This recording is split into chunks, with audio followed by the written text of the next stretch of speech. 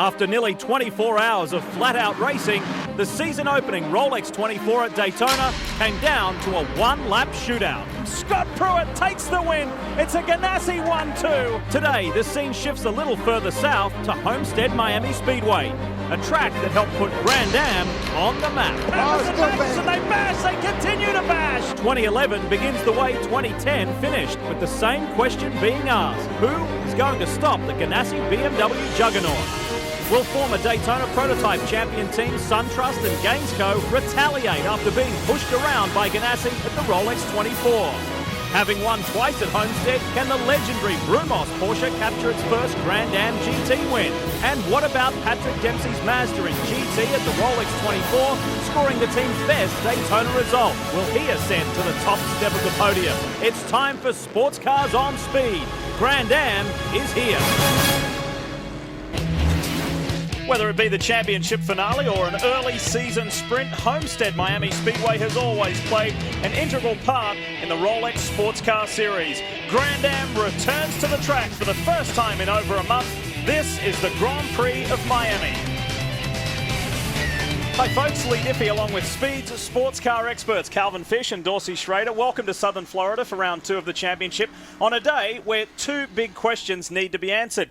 Dors, first of all, can the 01 be stopped? Who will stop them? Calvin, how do you get through this one? How do you get to the end? How do you manage your program on a track that's pretty challenging and not offering much grip? Dorse, you first. Well, it's like Jimmy Johnson winning 5 consecutive championships. Ganassi team can be beat, but they don't make any mistakes to beat them. You can't make any. You have to run perfect races. And Lee, you mentioned the fact this is a very challenging racetrack. It certainly is, and historically been very, very tough on tyres. So all weekend long, these teams, the drivers, the engineers have been working very hard to really make those tyres last a little bit longer. Typically, fuel determines when these guys come down pit lane. Today, it'll be tyres. It's going to be very tough, this one. Don't forget, Grand Am is all about 2 classes on the track at the one time. Let's start with Daytona prototypes and Brian Till.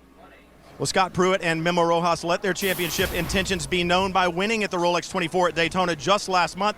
Alex Gurney, John Fogerty did not finish quite so well with a 12th place finish, but Fogerty back with a vengeance here at Homestead in qualifying. It took John Fogerty no time at all to get up to speed. In fact, in 2 laps, qualifying was done. What does that do for John Fogerty? Well, it gives him certainly a great starting position, but more importantly, perhaps, Calvin, as you mentioned, it gives him fresh tires to start this event. Other contenders this weekend, the 90 Spirit of Daytona Coyote Chevrolet. Paul Edwards behind the wheel in qualifying. They'll roll off third. Remember, they had a great run at the Rolex 24 until mechanical problems set them back. Ricky Taylor had mechanical issues in practice, but he'll start 4th in his SunTrust machine. And then the 77 Kevin Doran's team, somewhat rejuvenated this weekend. Brian Frizzell behind the wheel. They'll roll off in 5th. That's the story in Daytona prototypes. For more on the GT class, let's go to my partner in the pits, Chris Neville.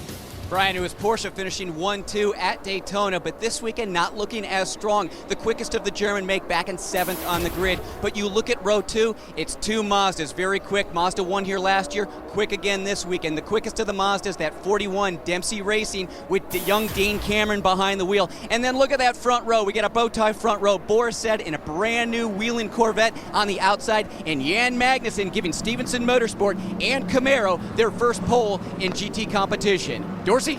Thank you, Chris. Let's take a look at our Burger King track map. Homestead Miami Speedway, 2.3 miles length. 9 turns on that infield, has very little grip. 2 of these turns are the banking, and thanks to our friends at iRacing.com, let's take a look. 5th gear there, that's the 5 on the dash, 161 miles per hour as we go through the 20-degree bank, headed down toward the start-finish line. Now, down into turn 1 is probably the trickiest part of this entire track. Getting brake down from 180 miles an hour almost across this flat. You'll see a lot of action here into turn 2. That's where the people have most of the trouble on this racetrack. It's very, very tight, very low grip. We're going to see a lot of action here today. You'll be able to see the starting grid rolling across at the top of your screen just to show you exactly a little more depth in this field of who is where. And it is an interesting looking field, and we will go through a lot more detail as this broadcast progresses. Let's get you straight to the Continental Tire. Keys to the race. Heat will be a factor. It is in the low 80s here today in southern Florida, which is considerably warmer than when we tested here late last year, and also this race this time last year. And the tyres will be the #1 factor. I feel the drivers have to really manage those tyres. They can't afford to abuse them early, and then strategy with the teams. Will they make an extra stop for an extra set of tyres? This racetrack used to have a lot lot of yellow flags. There's not any anymore because there's no gravel traps. Here's our onboard 4-pack. Start with the number 10 SunTrust Chevy-powered Dallara. Another Dallara alongside the 77 Office Depot machine with Brian Frizzell on board. The number 40 Dempsey Racing Mazda and another Mazda alongside us, the defending GT class champions for Speed Source and Emil Asentato behind the wheel. This will be the 10th time that the Daytona prototypes have raced here. We had 2 races in 2004, one in the spring, one in the fall, and it's really starting to gain some history and some momentum. It's a reduced field from the Rolex 24, but that is the case each and every season. And we've got the old sparring partners sharing the front row. Gainsco and Ganassi. And the Gainsco boys are desperate to get the better of this circuit that has beat them year after year after year. And Fogarty gets a nice jump. He sees the green first. Look at Ricky Taylor. He comes to the outside. Can he make a move down into turn 1? And here we see the GT start, and led by Magnussen. Edwards got chopped down there, too. Here is the GTs, like you said, Calvin, down into... Left of screen, Paul Edwards on the inside of Ricky Taylor. That's a great move. The Chevy-powered Coyote. And Ricky comes back. Can't quite get the number 10 car in there. Watch these cars on the infield skate around because there's no grip on this. Very flat, no camber to these corners at all. And the cars really spin the tires. That's what hurts the tires so much at this racetrack. Look at the Red Dragon. It's come alive early. Fogarty, for so often we've seen him lay down those awesome qualifying laps. He increased his record with poles here yesterday, and he's got a great jump on Memo Rojas to take the pressure off. He can now run his lines, focus on lap time, and managing those tires early. Look further back, the black and red Office Depot Dallara. Brian Frizzell used to drive in the car that he's trying to get by, the SunTrust machine, and he'll want to prove just how good that Doran machine is. We ride with Frizzell now. Kevin Duran's car ran really well all through the practice sessions, all the way up to qualifying. This car's been in the top 3. I expect a lot out of it. Yeah, they really thought they were a contender for the pole with Brian Frizzell doing the qualifying chores. They're going to do a double tire swaps. Here you see Ricky Taylor really loose there as the tires start to come up to pressure and temperature on this opening lap. Car 30 and GT, Ross Smith will be served a penalty, initiating a pass and a move before he got to the start-finish line. Here is car 23, Mark Blundell. Yes, the former F1 and Champ Car driver is back. He won't be doing a full season in Grand Am, but it's terrific to see him here with Michael Valiente. And that deal came together very late. In fact, Tuesday morning, they still weren't sure whether they're going to be here. Then the deal was struck. And they told Mark, get on a plane, you're going to be running again this weekend. But look at this, Brian Frizzell, he used to run for SunTrust. Now he takes the position away from Ricky Taylor, up to 4th spot. Well, I don't know if Ricky Taylor's tires are not up to temperature yet or not, but that car is really loose on the infield, but also we saw it on the banking. Spoke to Wayne Taylor this morning. He said Ricky's going to be starting this race on well-worn tires again. We're talking about this tire management. They've got to manage with these Daytona prototypes. They only get 5 sets for the complete weekend, but look up front, Lee. Rojas closing in on Fogarty. He's closed the gap. Paul Edwards is doing a nice job, but perhaps the quickest car out there at the moment is the 77 car. More on the 10 though for now with Brian. Calvin, just listening to radio communication from the 10 crew to Ricky Taylor, I heard the crew say, these are the tires you're going to have for a while. You're just going to have to deal with them right now. And I should say right now, Brian, that this is the racetrack. It's not the tires' fault. This racetrack here in Florida was paved with the aggregate that has seashell in it. Now that the infield has not been repaved in many, many years, those shells have come to the top, and they actually are very abrasive. They just grind off the tire, no matter what kind of tire it is. From Daytona prototype to GT, Jan Magnussen still leads the way in the 57 Stevenson Camaro. Can you believe it was the first series pole position for this team? They've been vying for the championship year after year for perhaps the last 2 to 3 years, and it was a surprise that they grabbed that pole. Much satisfaction for the guys, and the first for Camaro in GT competition as well. There's the split. It's another Chevy-powered machine right behind in the hands of Boris Said, that brand new car for Marsh Racing, Sonny Whelan's team. And he and Eric Curran will be a strong combination. They're running as they qualified. In 3rd is Dane Cameron. That was his best result for his new team early on. They were pleased. Here we're looking at Boris Said. Remember, this team did not run at the Daytona 24-hour race, but both these drivers did. Boris ran with the Turner Motorsports team. Derek Curran ran with Leighton Reese's group, but they're split in points already, so if they both see action throughout the course of the season, they won't finish together in the championship, but they're still going to give it everything. They're going to be a strong combination. 41 is young Dane Cameron. We've seen Dane in Grand Am Series competition before, mainly in GT. He has done the occasional Daytona prototype run. This young man from California has made the move to Atlanta, Georgia, where Dempsey Racing is headquartered. He and James Guay have a lot in common. They're getting on well away from the track, and they're combining to be a good combination in the car. Right behind them is the Speed Source car. They didn't have the best start to the season, but this is their home territory. Based here in Florida, led by Sylvain Tremblay. Sylvain driver, and I talked to him the other day, said, you know, they're not going to run really hard. They know what it's like to get to the end here, and you have to really manage the speed of the car throughout the fuel stint. That car at the Rolex 24 looked like, it looked like a sardine can that had been opened up. It looked like they only had 4 panels that stayed on the car, 4 areas. One of them was the roof. One of them was one of the front fenders. I mean, it was just trashed. Looks like one of my old cars. It looked like a transformer, didn't it? We see Wayne Nonamaker. He's going to pull double duty here today. Going to do the first stint here, hand over to Mamo Gidley, and then jump in one of the sister cars. Salen's team campaigning 3 of these Masters now throughout the course of this championship season. It's appropriate that we drop back from the 70 to the 42 as well, because this 42 was last year's number 70. Last year's Rolex 24 winning GT car. There's been a lot of business going on between the Salen's organisation and also Speed Source. They know that Sylvain Tremblay and Riley Technologies put together a great car, and they wanted to get involved in the act. Wayne Taylor keeps a watchful eye on his son, Ricky, who maintains a top 5 position. But Fogarty, the man to chase.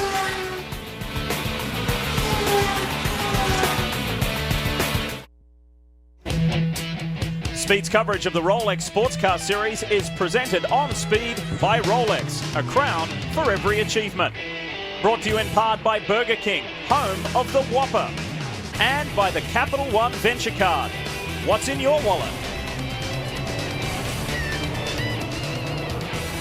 Pretty stiff breeze down here in Miami, and that has been present ever since we arrived earlier in the week.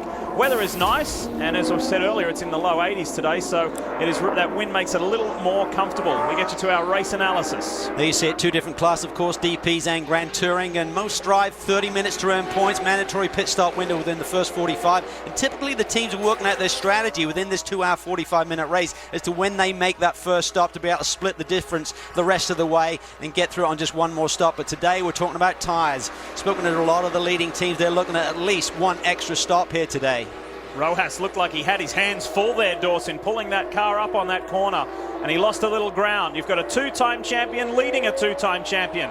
John Fogarty for Bob Stalling's Gainsco Auto Insurance team over the Telmex BMW-powered Chip Ganassi Racing with Felix Sabates, the 2 rival teams. This has been a remarkable run. Brian Frizzell is really showing what this Office Depot Dallara with Ford power can do.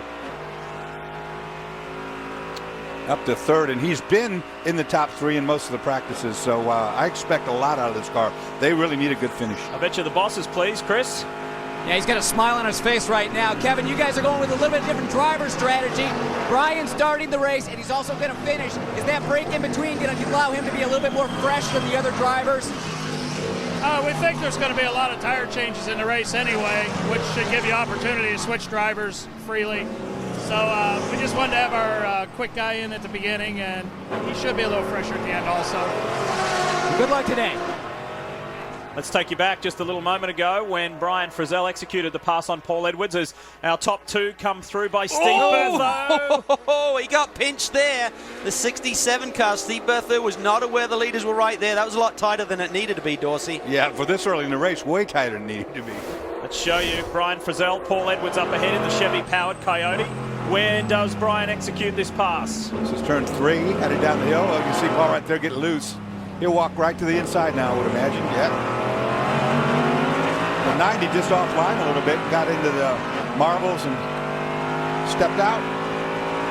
Team told me this morning, the 90 team, that they had 2 fresh sets of tyres in their quali set. I'd have to assume they started Paul on the quali set, which means they have a few laps on them, and they're going to be less effective here relatively quickly. 81 degrees out, good sunshine all day long is going to play havoc on these tires, but it's really the surface, Calvin, not so much the heat that this racetrack poses really a problem with. Well, it affects the tires, it also affects the drives in terms of the heat, the cockpit temperature, and also because the racetrack does tend to get greasy here, you're really up on the wheel all of the time. The car doesn't just take a set, it's nice and easy going through the corners. You're really working that steering, and that really takes a lot more effort and tires these drivers out. Well, Calvin, a lot of these teams realized coming into this race it was going to be difficult on tires, and they don't have a lot of data when it comes down to the Continental tire. So some of these teams really tried to figure out what's the best setup that's going to work to not put a lot of stress on the tire, but also other teams saying, let's do a limited amount of laps in practice and qualifying. And the team that did the best job of that was the StarWorks number 8 car. They've actually got 4 sets of brand new tires for this race. So that team in a position that none of these other Daytona prototype teams are. They're going to be able to have one more fresh set of tires than everybody else when it comes down to pit stops. You know what makes it tough here is that infield has so poor grip. You would want to run a soft setup and really have the car very compliant. Yet you can't do it because of where we're at right now. We're up on this 20-degree banking. We've got that artificial load on the car. You can't run soft, so it's very difficult. This man here, Brian Frizzell, is a 2-time race winner. He had a stellar season in 2008 with AIM Autosport. He then went on to race for SunTrust Racing in the then Ford-powered Dallara. This too is a Ford-powered Dallara. And as far as Brian is concerned, he's got unfinished business in Grand Am Rolex Series sports car competition. This is a great drive, the best we've seen from Brian in some time. It really is. Here we see Tom Nastasi. Great to see that team back.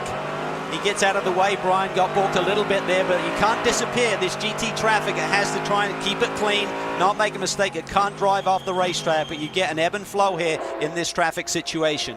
Let's pick up GT competition. It is the 5th place John Potter, who qualified 7th, so he's made 2 spots. John is a Pro-Am driver, and he owns this team. It was an excellent qualifying performance. The team, John Bedell and Lars Giersing, were just thrilled with his performance.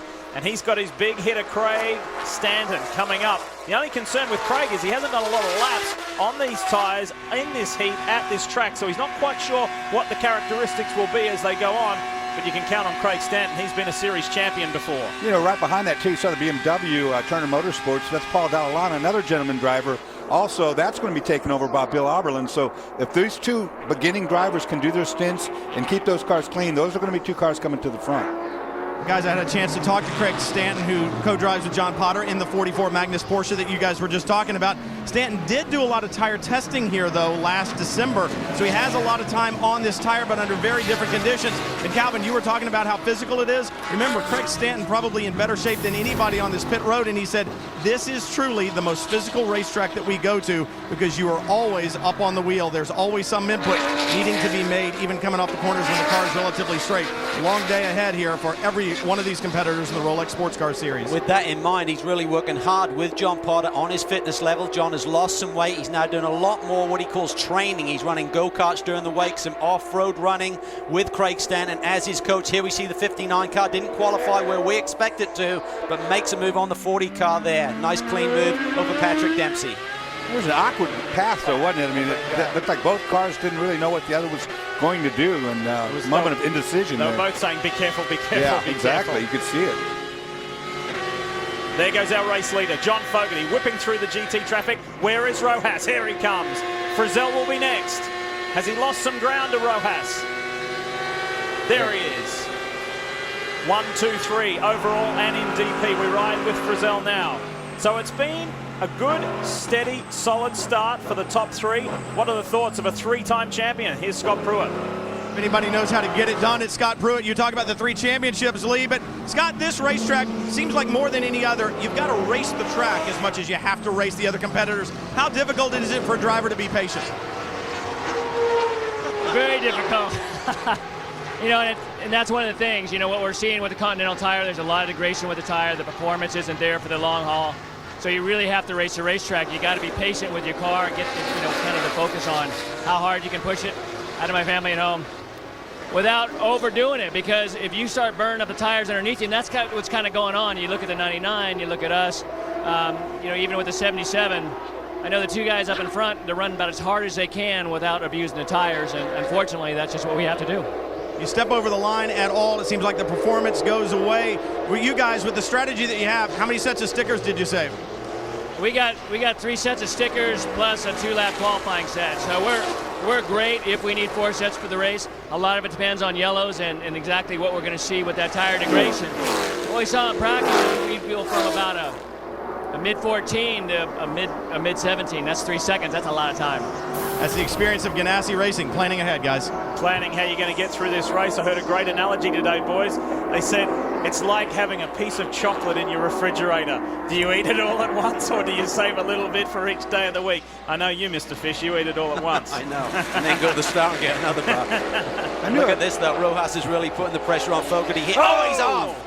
Two wheels in the grass there, but he's still got enough momentum. He's looking down the inside. Pressure is on Fogarty. Frizzell is running good, clean laps. He's closed that distance now in third spot. He's going to be in the mix here shortly. Now, the one thing about that is you could get punctures here because of those seashells I was talking about. The 01 on the radio has been told, go ahead and try to get around now. Go and be aggressive. And they will. Oh, he pinches him. John's not going to let him through. Watch Frizzell. He's going to take cut underneath. Not quite close enough. Here he goes. Now it's all about who's got the traction off the corner. Who's got the best tires. Looks like Rojas may have the advantage as they come up onto the banking.